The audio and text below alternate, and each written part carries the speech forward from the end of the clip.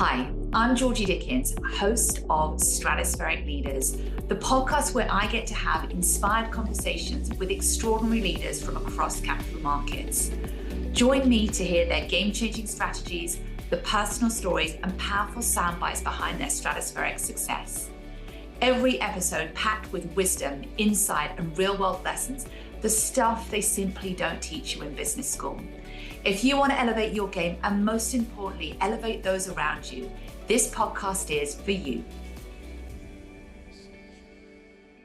You are in for a treat with this episode featuring the fabulous Fabiana Fedeli. Now, Fabiana is Chief Investment Officer at ING Investments, covering equities, multi-asset and sustainability.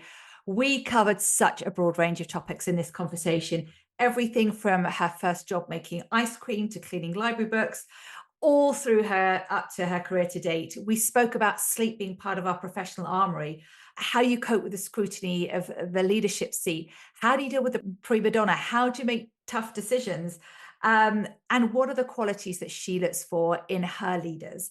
It is packed with insight, lessons, and wisdom, and I encourage you to have a notebook and pen ready. I scribbled down many notes. I hope you find many sparks of insight in this episode too. Fabiana, I am delighted to welcome you to an episode of Stratospheric Leaders.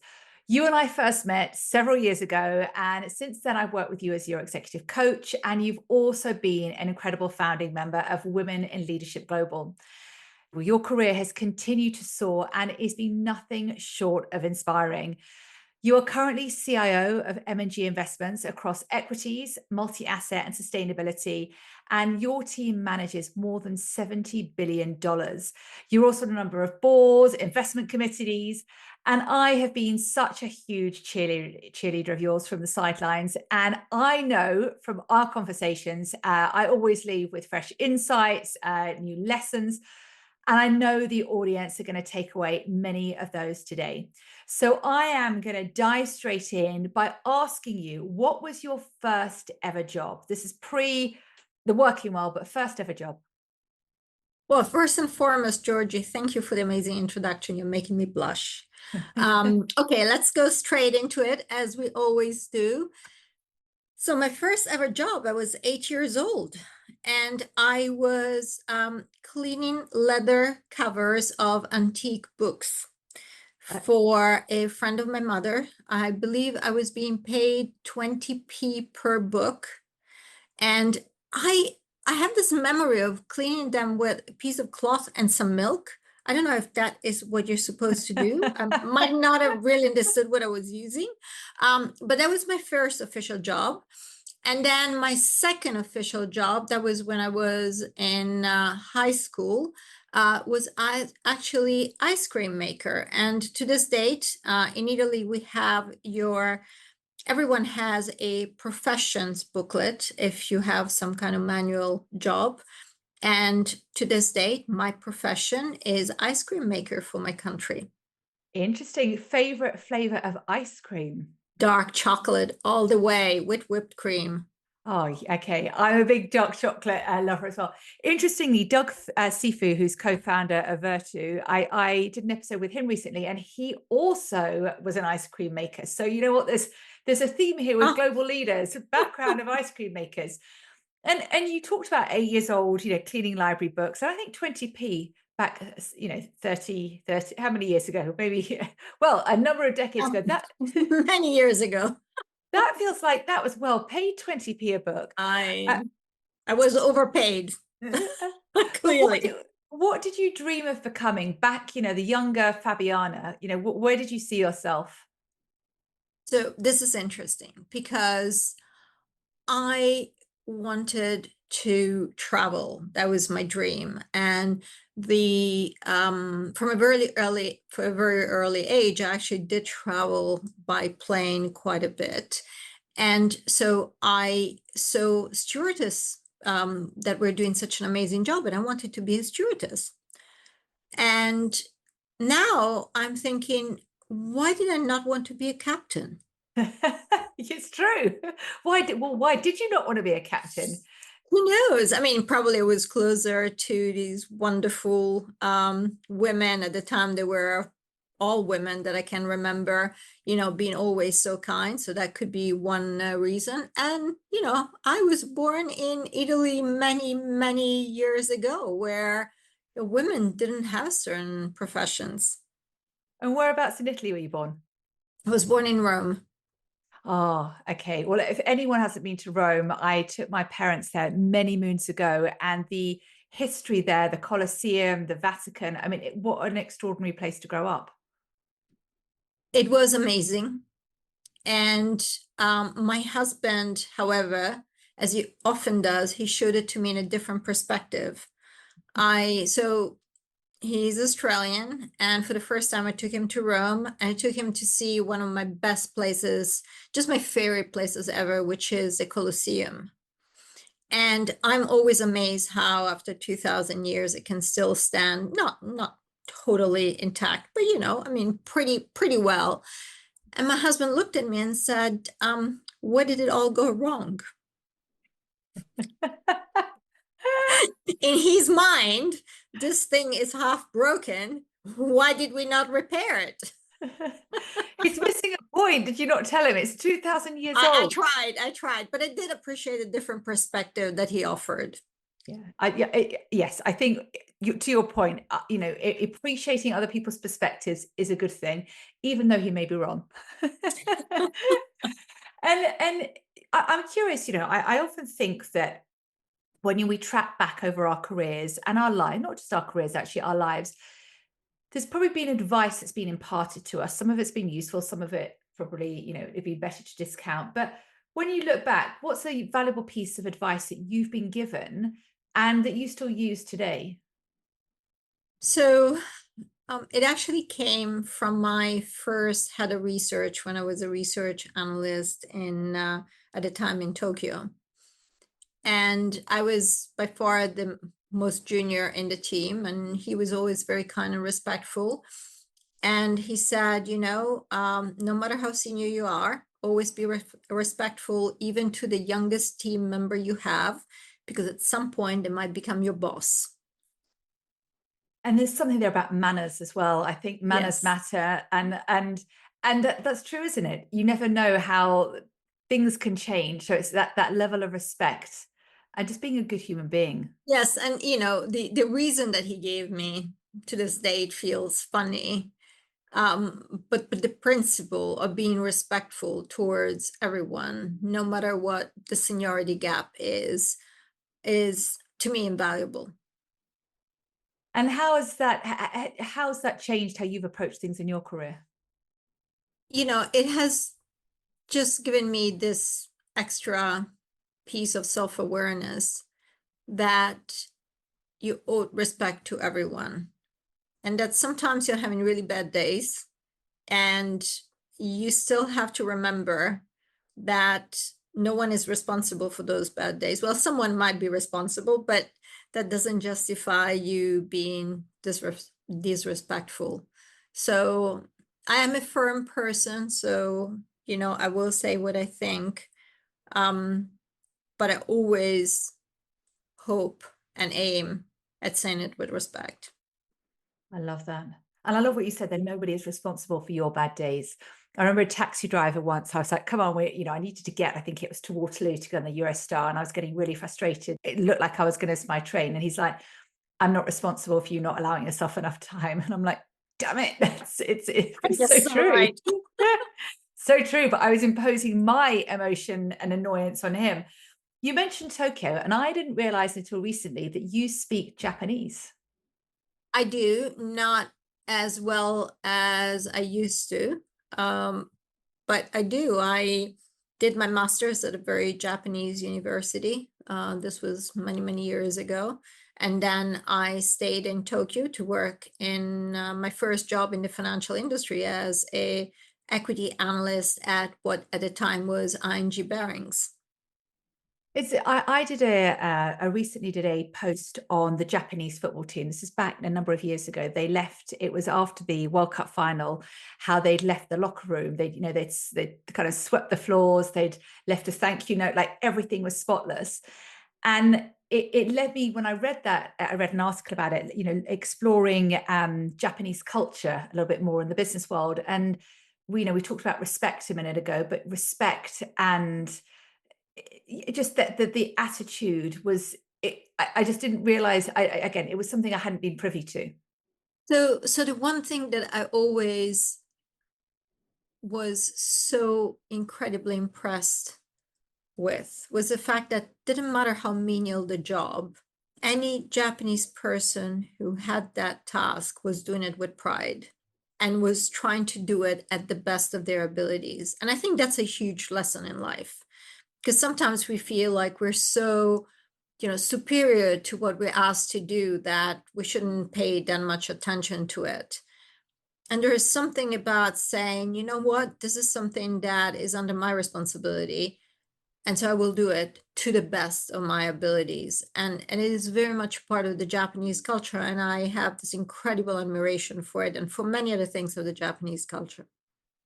Yeah, you do your job with pride and do it to the best of your abilities. And we're all going to have aspects of our roles that are the more tedious, but they're part and parcel. So that doing it with pride, I think, is a really important lesson to underscore. And when I look at the world today, everything is moving so fast. I think we can agree that we live in a very complex, a very volatile and ambiguous world. And I think there's never been more pressure on leaders than there is in today's world. There's that load of responsibility that comes with the seat that you sit in. We all need places to decompress, places where we can release the pressure valve. What are your outlets for decompression? Sport. I love swimming. I love skiing. I have started to get more serious about improving my golf game, which is quite a challenge. So I still have a long way to go. But yes, just being outdoors and being active is something that really helps me. And there is one sport in particular that helps me completely forget everything around me, and that's skiing. Because when you ski, particularly if you're in in a location that's a little bit more challenging, you really need to pay attention to where you go. So you can't think about something else. You can't think about work. You can't think about other things going on in your life. You have to focus on where you are and what you're doing, so that you don't hurt yourself and you enjoy yourself as much as you can. And that really helps me decompress. I wrote that piece down about what makes you forget everything. And I think there are very few places, spaces where we can forget everything, because the world is, we're continually being bombarded with those audible alerts from our phones, messaging, beeps. And there's something there about recognizing, you said the word awareness earlier on, but being aware, what are the places or activities where we can forget about everything? I love long distance swimming. But while I'm swimming, I am thinking of so many things. And I come out of my swim with so many ideas, but clearly I haven't logged off. Yeah. Yeah. The brain, the CPU is still going. Absolutely. And I think it is sometimes also, again, go back to your word awareness, recognizing that sometimes if we want to ideate, if we want to connect some of the creative dots, then maybe swimming for you is that place to do it, because it gives you that breathing space. And I think of swimming as being quite expansive. And we need those places as well. But it's recognizing what are the different, what do we need in that moment? And what are the activities that will be enablers for that?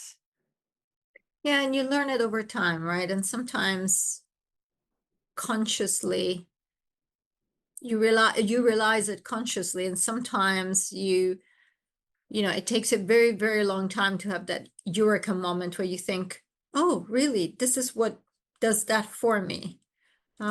It's a bit funny how all of this works, right? It is. But when we start paying attention to our body's always signaling to us. It can't talk to us, but it can whisper, it can give us the vital clues. And when we start paying attention to it, our body, you talked about nature, our body has so much intelligence in it. And often I think we can find ourselves on autopilot, that it's trying to give us the vital clues, but we're not always hearing, feeling them. Yes, that is very true. And for me, one of the things that I realized over time, after many sleepless nights as a university student and eventually as a junior at investment banks, is that, for example, sleep for me is very important. Mm. So I don't function as well if I don't have my minimum of sleep every night. And I've become very firm about it. Whether I have big meetings or anything that I have to do, I want to make sure that I sleep enough because I know that my body doesn't function otherwise. You have to listen to your body, as you say.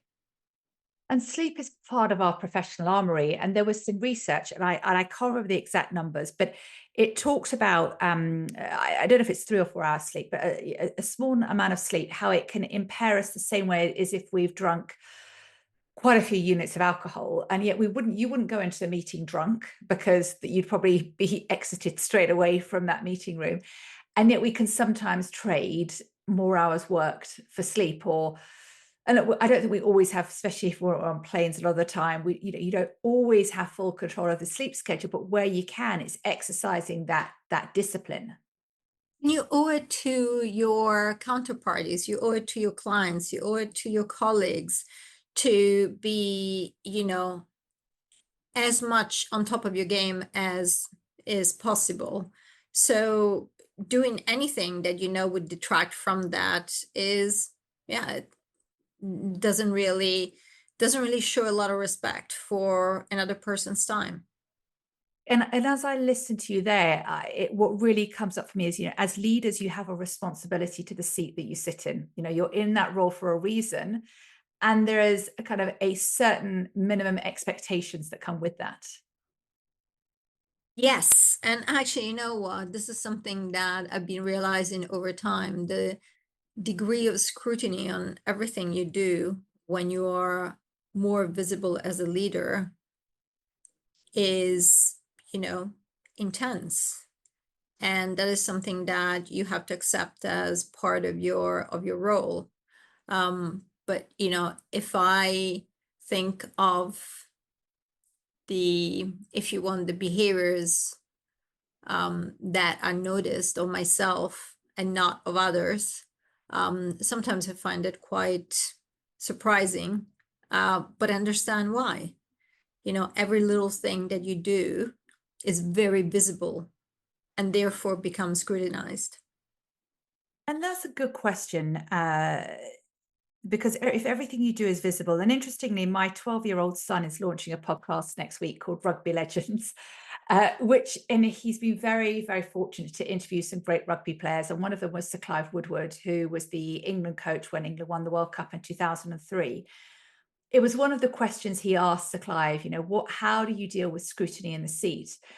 And I really found his response interesting because he said, look, it's part of the territory. And if you can't deal with scrutiny, then you don't want to be the England rugby coach, because there's going to be many media headlines written about you, some good, some not great. How do you deal with the scrutiny that comes with the seat? Because it is a role that, to your point, is visible and people are going to have an opinion.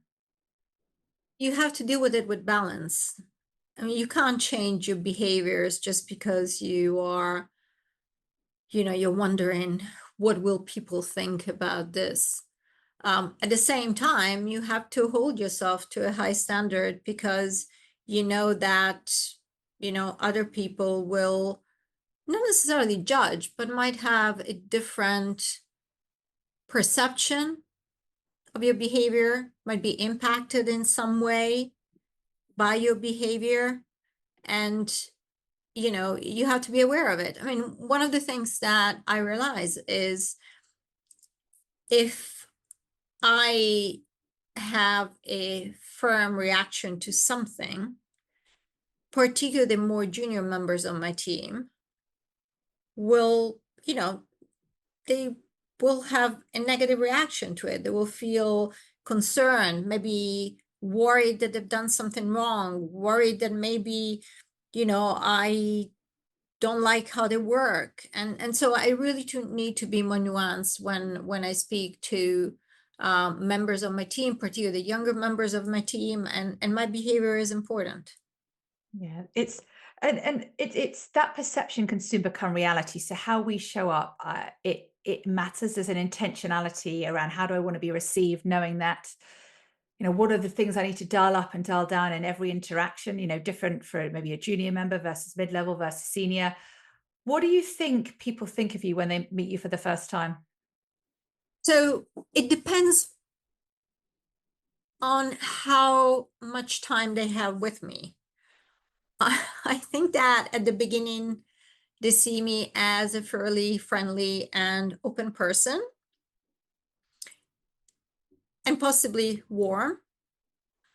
I hope they don't lose that first impression, by the way, but possibly, a few minutes later, they realize that I'm quite a focused person.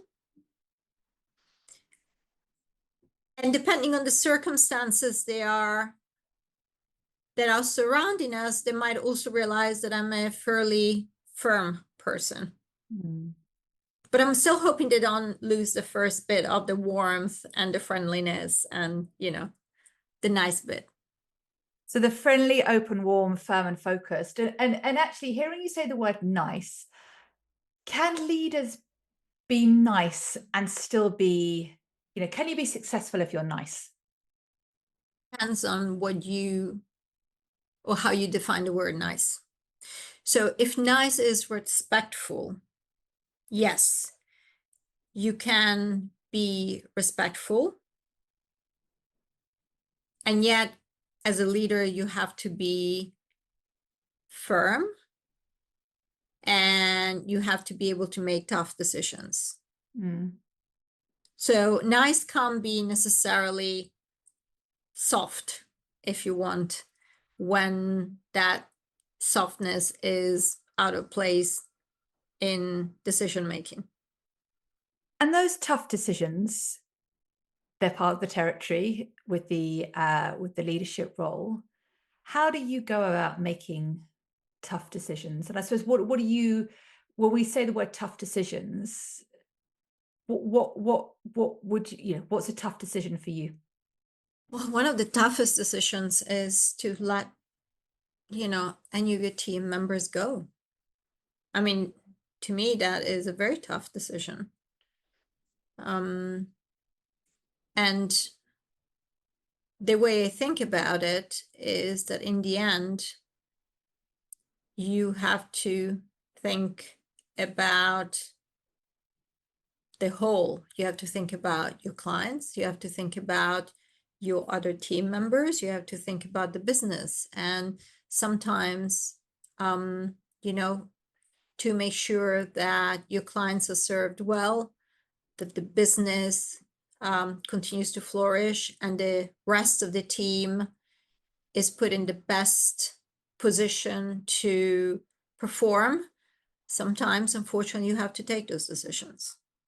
And as a leader, it is probably one of the most difficult parts of your job, and is also one of the most lonely parts of your job, because in the end, that is going to be your decision and your responsibility. I remember a CEO once sharing with me, and it speaks to your point about, you have to think about the whole, and the whole includes your clients, it includes other stakeholders. But she said no CEO ever said they wish they'd taken longer to make the hard decisions on personnel. And to your point, it comes with the territory. And I think sometimes people can look at leaders and they see them somewhat as avatars. And and yet, as I'm hearing you, these decisions are tough. That there's it doesn't mean you're doing it, you're devoid of any kind of warmth and empathy. It's hard. It is. And you also spoke about the loneliness of leadership. Again, I'm not sure. I work with a lot of C-level leaders, and many of them express uh, the challenges that come with the loneliness of leadership, because there's very, as you're, when you start your career, there's many people you can talk to, speak very openly. there isn't as that greater fear of judgment. But as you ascend, and especially at the apex, there's very few places where you can take that corporate mask off. It is true. And I don't know if I would define it as a corporate mask being taken off, because I have a very close relationship with my team, particularly with my direct reports. And, I believe we are very open toward each other, and you can be the person you are. But sometimes when the decisions have to be really, when decisions are really difficult, that is when you have to take that responsibility, because you don't want to give that responsibility, or kind of give it to someone else and put them in that position. You have to take it upon yourself, no matter how close you are with the rest of your team and how open you are with them. And do you, out of interest, do you have a trusted tribe, in those moments? I mean, because many leaders I speak to speak about the fact, they've got people in that kind of trusted circle that they can lean into or lean on when, in those times. I do. And, I often get asked, who is your mentor? Who was your mentor? I feel fortunate to say that I have many mentors, and I've had many mentors. And actually, they're also different from each other. And that makes them even more powerful as my guides, as my, as being there for me when I have to, compare some opinions, or sometimes even just vent. And it's important to have the trusted tribe. And of course, I mean, the fantastic women who I met with you at Women in Leadership Global. I mean, that is a trusted tribe. It is. And to your point about venting, I think sometimes it's my husband sometimes in my trusted tribe is the person I can vent to, but I'm like, don't need to say anything. I just need to purge. And then actually they do say there was, I must have been my coaching qualifications. It was something on the lines, if you went and stood next to a lamppost and just purged and vented, you would still take so much value, because sometimes you just need to feel that there's something, even if it doesn't have a heartbeat, something is listening. Should we all have a lamppost of venting? Because I think we all have days where we're like, everything is irritating me or frustrating, and you just need to because you can't, when you start to bury those emotions, you can't see them, but there's a weight associated with them. It is true. It is true. And I have to say, I don't vent a lot. I don't know why. Maybe because I'm very open. And so if I am unhappy with something, I might just say it there and then, so I don't keep things in. I've learned to be very diplomatic, or more diplomatic than I used to be, about what I say and how I say it. But I'm still, pretty straightforward. And so my husband, at times I go back home and I don't talk about work. I don't talk about, what has happened during the day. And he actually doesn't like that. Okay. He tells me that I'm too, I'm keeping everything to myself. Why aren't you sharing? And yeah, I don't know. It's, we're all different. He shares a lot with me about his work and what happens and how he feels. And I share less. Yeah, it's interesting, isn't it? I think I used to share a lot with my husband, and then I realized he probably wasn't listening so much. So now I kind of lean into the Women in Leadership Global, the trusted tribe, or other mentors that I've had or have, in fact. And those have been such critical relationships. So I think, we're not supposed to do the journey of life or our careers on our own. And it's really interesting with some of my mentors is I would give myself the advice others give me if it wasn't me, but we're not always objective. So sometimes we just need that other person. And, the other interesting thing is that mentors don't always have to be more experienced or older than you. Yeah. I mean, there are younger members of my team who have taught me just as much as older and more senior friends and colleagues that I've had over time, because I see things in a different way. And actually, one of the things that I experience with younger team members is that they're more open to tell you what they think, like the new generations. And, you look at them and you think like, you're right. Yeah. I didn't think about this, but you're right. I have to give it to you. And I make sure that they know.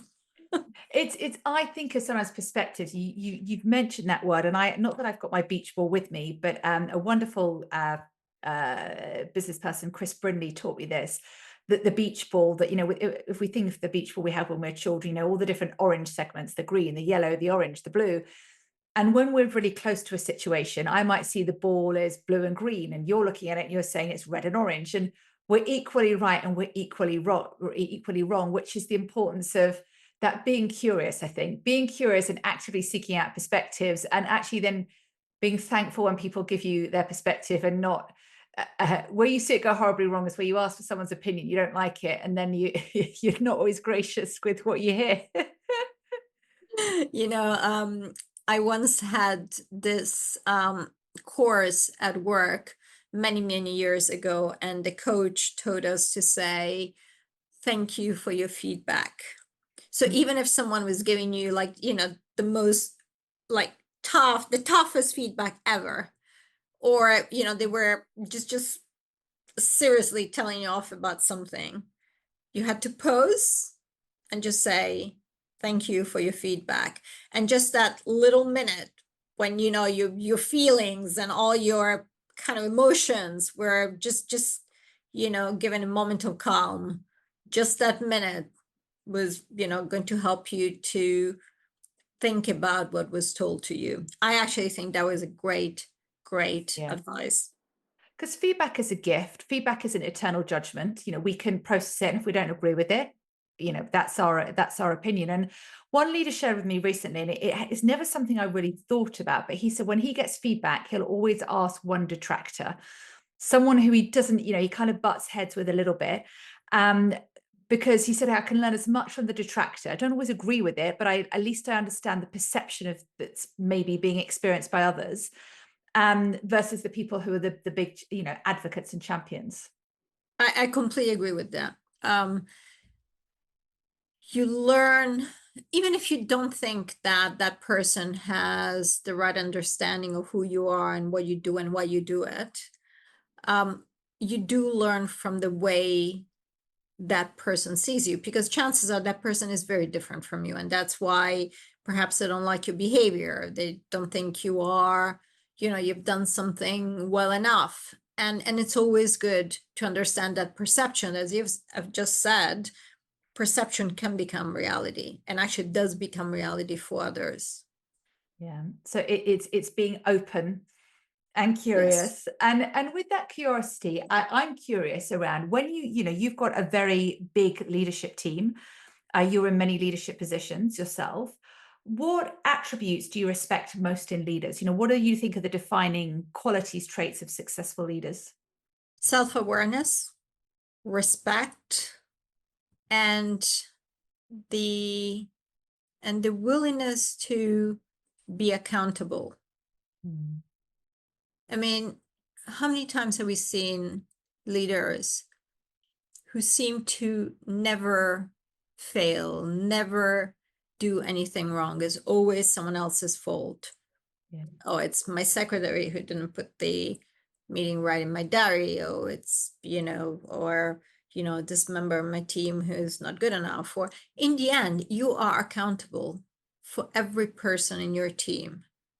And if they fail, and they can fail, and you should give them the ability and the space to fail, but you are responsible for that failure. Hearing what you said there about blame, I think it was Stephen Covey or Jim Collins. It was one of them who talked about, in situations you have leaders who are the windows and leaders who are the mirrors. The windows are the people that point. They look outwards. Your fault. You didn't give me the instructions. You didn't tell me where I needed to be. It's blaming. It's finger pointing. Whereas the mirrors they do a bit of an accusation audit. How might I be responsible? How might I have contributed to the situation? So it goes that mirror piece really speaks to the self-awareness that you mentioned. How can I avoid it to happen again? And you can't, there's something that I've learned over time, and I often speak to my team members about it. You can't be consistently thinking about your failures because it's not healthy.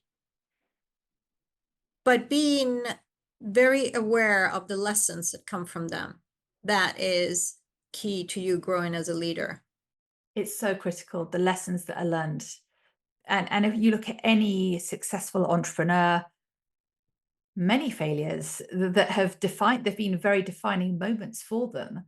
And when I think about leaders today, I shared earlier that the world is moving faster than ever before. It's a very unpredictable place to be, a very exciting time, I think, to be in the industry. What do you think is the biggest challenge for leaders today? Adapting to an environment that, as you say, is changing at a very fast pace. I often think about this. I mean, the environment, at least in my industry, which is the asset management industry, has been evolving very fast over the centuries. I mean, from JP Morgan, to today's, financial world. So I'm wondering if perhaps we're all saying, oh, this world is changing so rapidly. And perhaps, 200 years ago, they were saying exactly the same thing.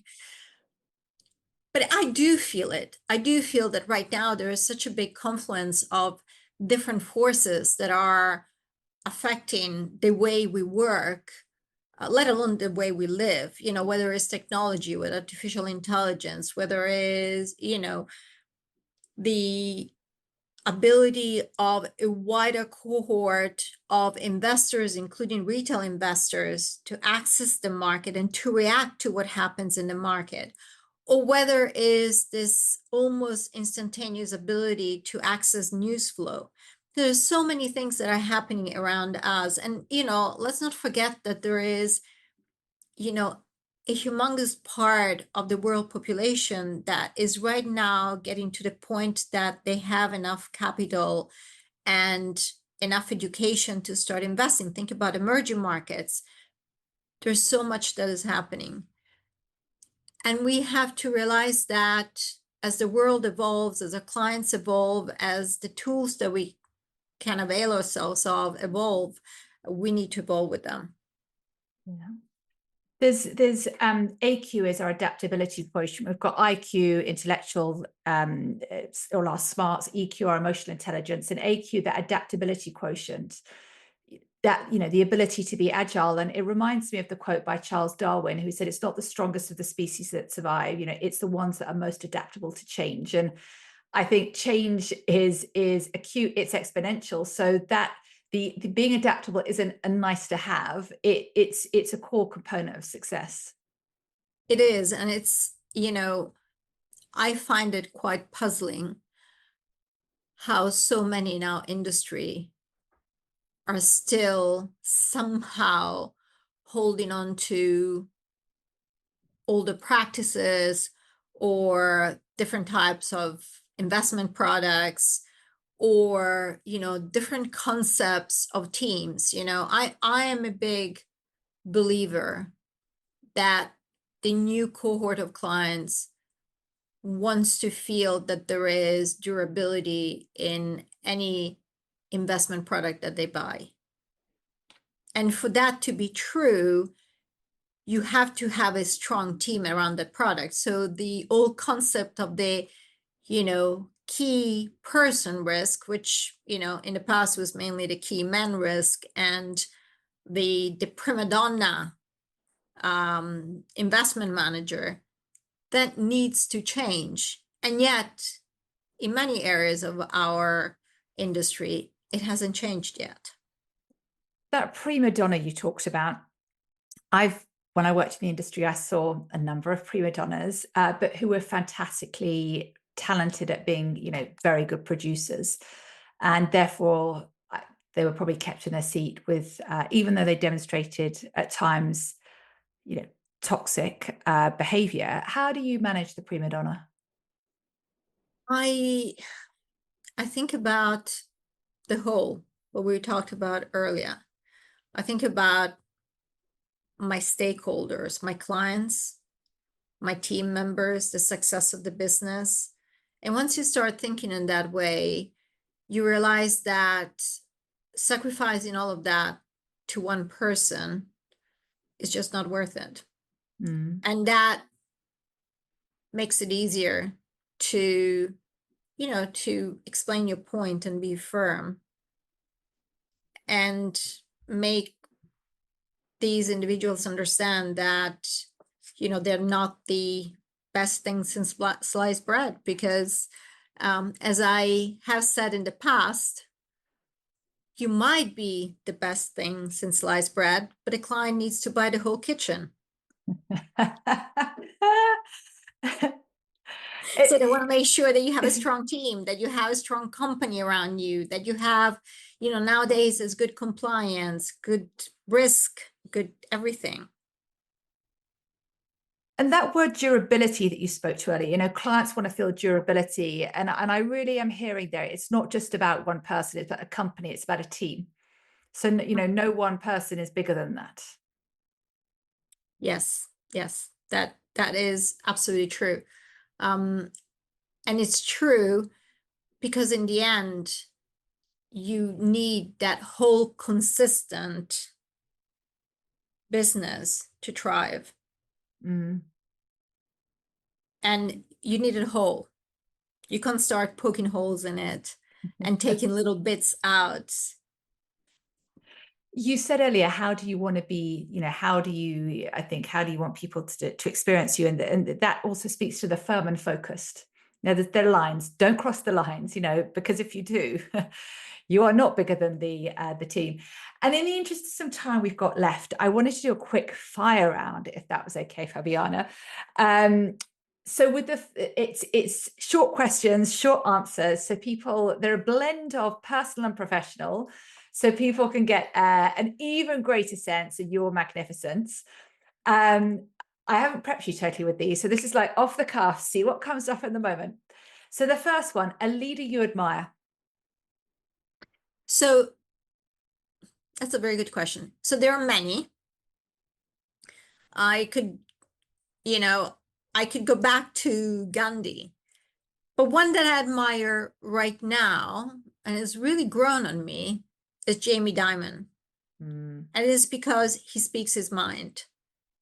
And, he might be controversial. He might have his own opinion, but he speaks his mind. Yeah. I find that very refreshing. And, he's done an amazing job as a leader of JP Morgan. I think in the world we live in, someone who will speak their truth. It gives others permission to do the same. Next question. One word that describes your leadership style. Fair. A quality you most value in others. Self-awareness. Your go-to drink in a coffee shop.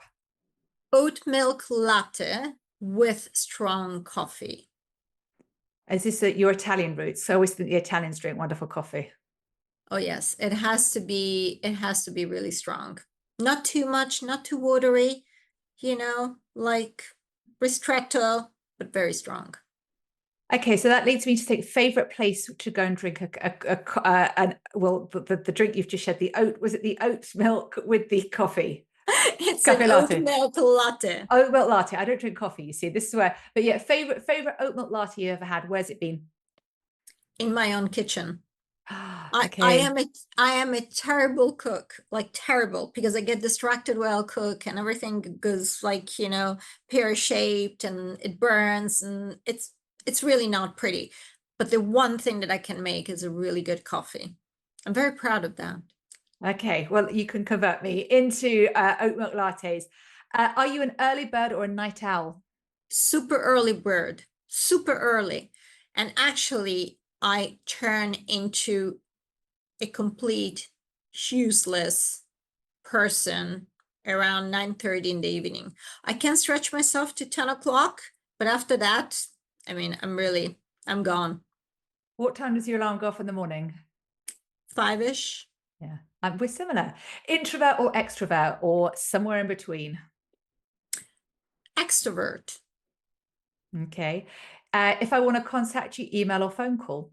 Email. Email. And be brief. Be brief. I think that's for everyone. When you see open emails which have got paragraphs, you're like, I'm just going to come to that later. And then you've got 100 other emails. One thing you can't work without? Data. I'm a data junkie. I need to see numbers. Best book you've read this year, assuming you read? Your book. Oh, thank you. Now, we didn't even prime that. Stratospheric Leaders, everyone. Yes. I really enjoyed it. It was so, it was different. It was refreshing. I also know many of the leaders you interviewed, so I can recognize the personality, and it's interesting to have like a deeper look into what they do, how they do it, and what they think. Again, it's having different perspectives, right? We need different perspectives. It's good to think differently and to see how anyone who is different from us thinks. I agree, because there was always something to learn. What do you think your parents, I don't know if your parents are alive, what do you think they're most proud of? Okay, I need to qualify this. So my parents actually had me at a very late stage of their lives. So they are both deceased, but they were teenagers during the Second World War. Okay. And being both Italian, they had to choose their part, and they were not aligned to the fascism, and they had part of their friends and family who were partisans, which meant that they had a very strong affinity with the Communist Party. So my dad died when I was very young. My mother grew me up, and she was a big believer in communism. So if she would see me now, she would probably be proud of me, but she would be wondering what had gone wrong, why her daughter was such a capitalist, whereas she had tried to educate her to different values. Okay, so that leads, I think, to the last question, which is, what do you want your legacy to be? And initially I said as a leader, but actually, what do you want your legacy to be as a human being? I hope I can be remembered by those around me as someone who has had an impact on their lives, their careers, in many different ways. And I hope I, can be seen as a fair person, a warm person, and someone who has been supporting them if they were close to me. And, I'd like trust to be the first word that they think of when they think of me. I love that. Well, look, impact is certainly something you've had on me. I said you've left an imprint. I can classify you as a friend. And I have taken copious notes listening to you today. So I know people are going to take so much value from this episode. Thank you for so graciously sharing your wisdom and your time with us. Thank you, Georgia.